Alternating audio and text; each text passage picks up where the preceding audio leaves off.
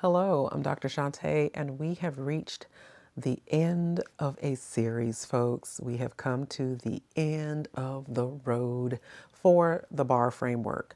And the BAR, for those of you who are brand new to me and this channel and this series, is a framework that I created for grounding yourself, for living a more expansive life, for calming yourself in the chaos of the world. And it is a practice of focusing on who you're becoming rather than throwing all of your energies into what you're producing, especially for other people. And so the 6 components of the bar are talking, hobbies, experiences, body awareness, arts, and we have come to the end. We have come to reading.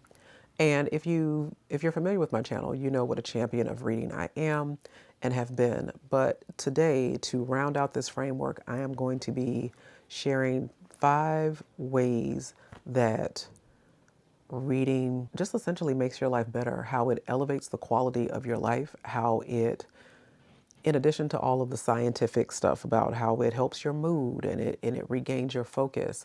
What I'm going to be sharing in this video are just 5 concrete ways that reading expands your world, expands your life in ways that you may not have anticipated or considered. Keep watching. So in the past couple of years, reading has made a resurgence. It has made a huge comeback. And there's a lot of reasons for this, not least of which is escapism, not least of which is a buffer for brain rot. People have just become really tired of the algorithms, the bots, the negativity that you see on social media. They're tired of the corrosive effect that it has on their nervous systems.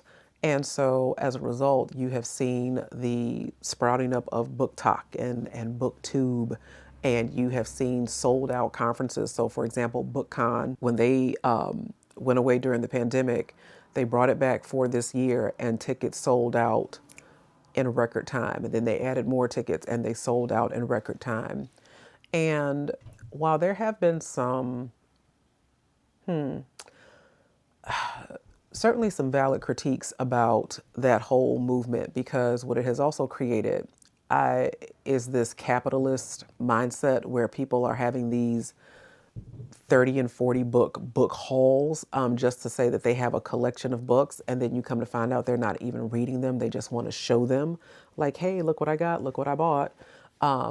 It has also led to some very kind of robust conversations about intellectualism and anti-intellectualism. Some of these books are just light ways to get away from the stress of the everyday. And when people are giving these book reviews, they are giving them from the perspective of their taste, okay? And so it's not like a fixed rubric where they are critically vetting the themes of the book or what have you.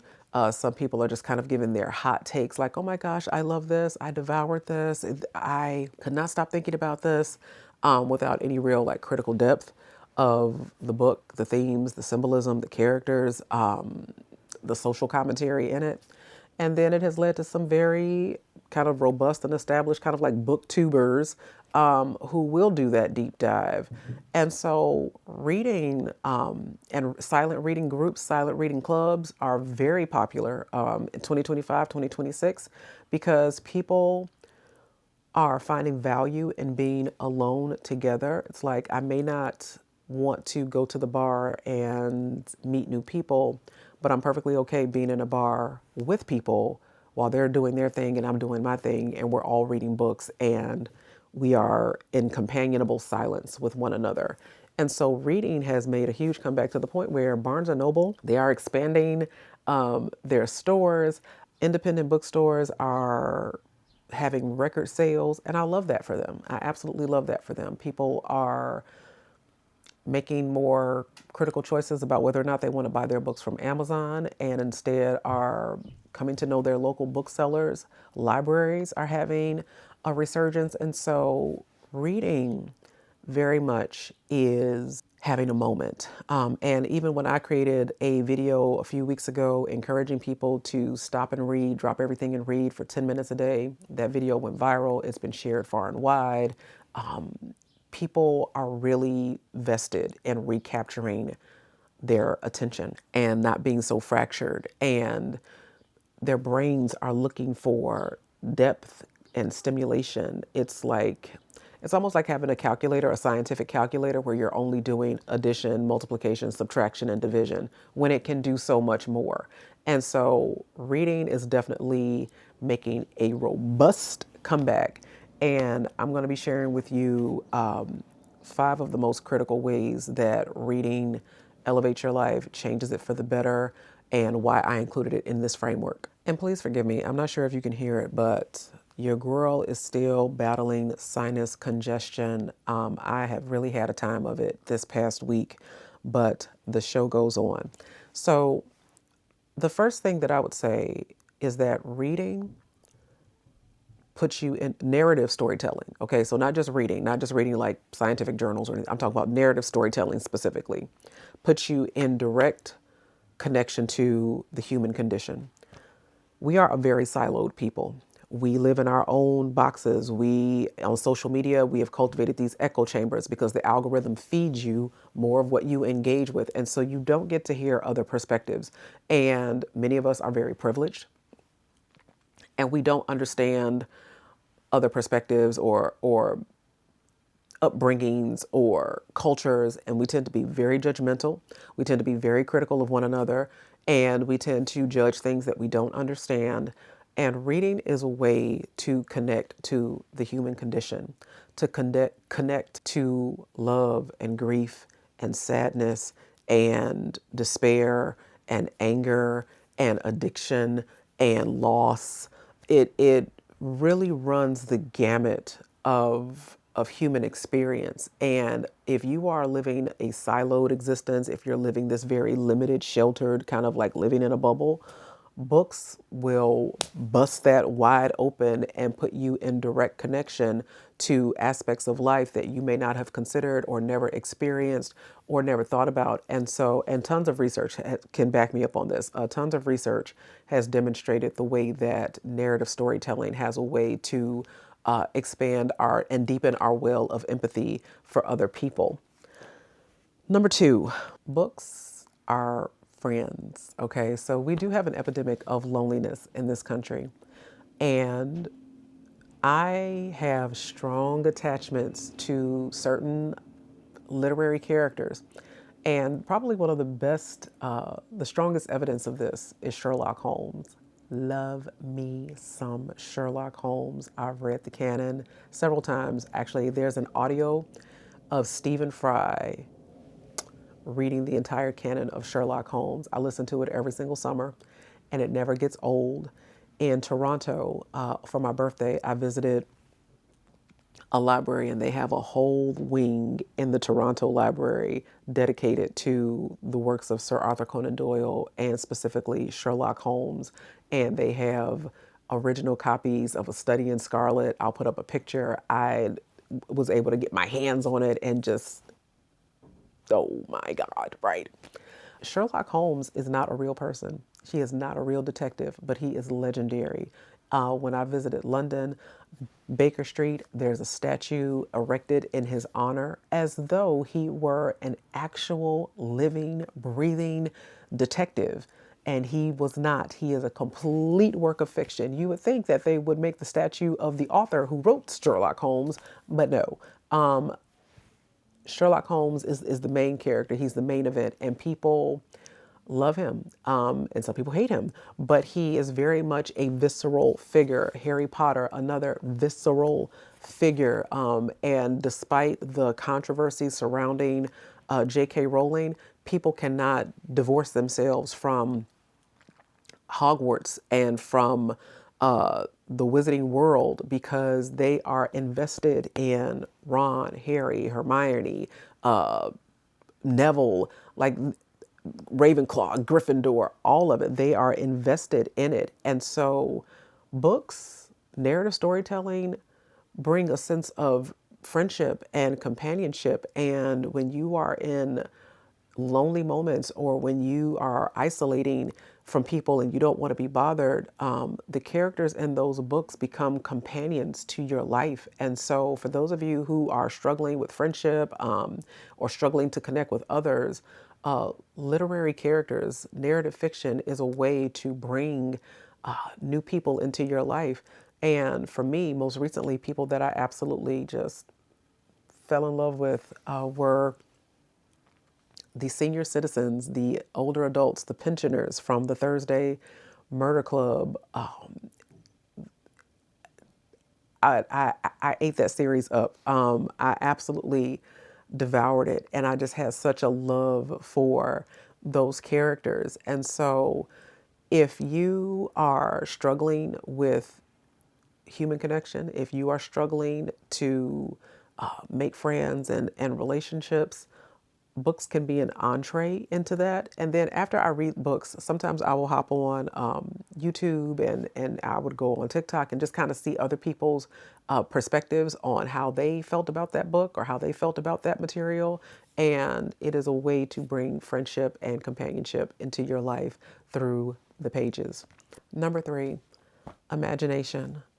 Books have a way of expanding your horizons, to imagine different possibilities for your life. I have a video that I posted recently on Instagram, and it's a YouTube short here about how much of our lives are shaped by conditioning, that the choices that we make aren't really our choices, but they're choices that are directly tied to other people's expectations due to pressure from family, pressure from culture, pressure from religious upbringing. And so that instead of making choices that reflect authentically who you are, you're making choices that lead to a predetermined end. And you look up one day and you're like, what is my life? You know, is this somebody that I would have chosen to spend the rest of my life with? Did I really want kids? You know, did I really want to be living in this geographic area? Is this really the major that I wanted to study? And so books have a way of introducing new possibilities for what life can be, introducing possibilities for experiencing different cultures, different cuisines, different foods, which is actually a dovetail into number four, because number four is discovery. Books have a way of facilitating discovery. And so new words, okay, so expanding your vocabulary, new worlds, okay, because what did we know about Hogwarts and Muggles before we read those books, or even about Middle Earth? So I'm a big Tolkien fan. Lord of the Rings. Just did the 25th anniversary, and they brought the extended versions of the movies back into the theaters. Love that experience. Sat there through all three. So I have logged my Lord of the Rings hours, believe you me. But what do we know about that? Okay, what do we know about that type of fabrication of fantasy? And so books also have a way of introducing new cuisines, new cultures, cookbooks, and you're trying dishes that you never tried before. And so it can just elevate your palate. It can elevate your conversation. It builds cultural capital. It connects you to fans of the genre. And so it completely expands your imagination and it opens your world up to all kinds of discovery. And the last thing that I will say, and I will happily live on this hill, and the reason why I included reading in this framework and why I found it to be such a grounding practice is because reading is the antidote to the algorithm that fuels your anger and your anxiety. Reading is the antidote to the algorithm that fuels your anger and your anxiety. We have normalized anger. You notice how social media is very triggering? You notice how social media has rage bait? You notice how many people on social media profit from discord and disunity, the gender wars, women ain't this and men ain't that? Aren't you tired? Aren't you tired? Isn't it old? Isn't it played out? There's no nuance. There's no discovery. There's no critical thought. There's no depth. It's just hot takes and rage bait. And reading pulls you away from that because reading, especially narrative fiction, it's not a hot take. It's a story. It's complex. I recently posted that one of the best books that I have read in life, but certainly the best book that I read last year was the duology of Six of Crows and Crooked Kingdom by Lee Bardugo. And the main character of that book, Kaz Brecker, man, he wasn't a good guy. He wasn't entirely a bad guy. It was complicated. He was very layered. He was very complex. And it wasn't one of those things where you could just fire off at the hip with your opinion or fire off into the comments. Like, no, you had to sit with Kaz, okay, and kind of parse them all out.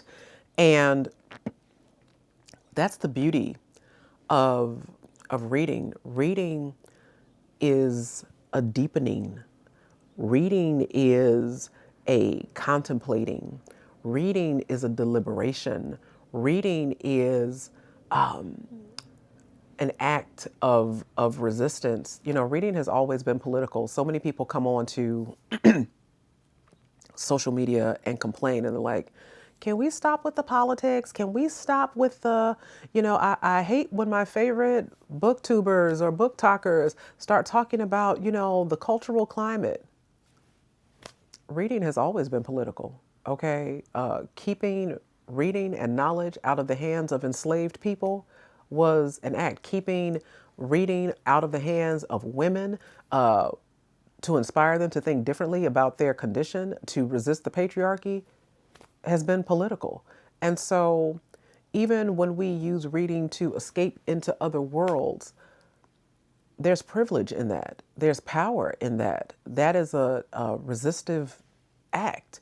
And so reading is the kryptonite to the algorithm that keeps us locked in this swamp, in this soup of anger. When you think about even in the United States, election interference, do you know how a lot of that interference came? Social media. Because we have normalized not thinking critically. We have normalized not having conversations. We have normalized formulating our perceptions of life, of love, of liberty through a screen, through a bot, through an ideology that was designed to make you angry and to keep you addicted to the emotion of that. It is a massive manipulation. It is a massive grift. God, it is a massive grift. And reading takes you out of all of that. And so if you ever think about the movie The Matrix, and we talk about this red pill, blue pill, reading pulls you out of the matrix, okay? It pulls you out of the simulation. It gets you free, okay? It gets you free. And my greatest hope for anybody who engages the work of the bar, of the talking, hobbies, experiences, body awareness and movement, arts and reading, for you to engage this framework is for you to be a freer person, for you to be a less angry person, for you to be a more grounded person, for you to be a more empathic person, for you to be and not be subject to the pressure to do and to neglect yourself and self-abandon for the sake of capitalism and so many other corrosive forces that are competing for your time and your attention. So that is it. We end with a flourish and a little bit of congestion. And so if you would like to learn more, if you would like to invest in this work for yourself, the bar is available to you. It is available and you can take it at your own pace. You can ease into these practices because in order for you to regain your sanity, in order for you to recapture your attention, in order for you to lower your cortisol, in order for you to do all the things, it has to be a practice. It's not a one stop and shop. This is, I'm changing my being, I'm changing my living, I'm changing the way that I show up every day. And if you want some guided structure with that, I introduce you to the bar framework, and there's a promo code so that you can get a discount on that. But thank you so much for being along with me for this series. I would love to know your comments. What has been the most helpful part for you? And the beauty is, it's here. It's evergreen. It's on YouTube, so you can come back to it as much as you like. Feel free to use it in your groups. So it's like, you know what? We're going to do the bar with Dr. Shantae. Do that. I have coached groups through this. And so it is a really helpful framework for grounding yourself in a better being. And if you are not already, I encourage you to like, share, subscribe to this channel, because there's more good stuff where this came from. Thanks, guys.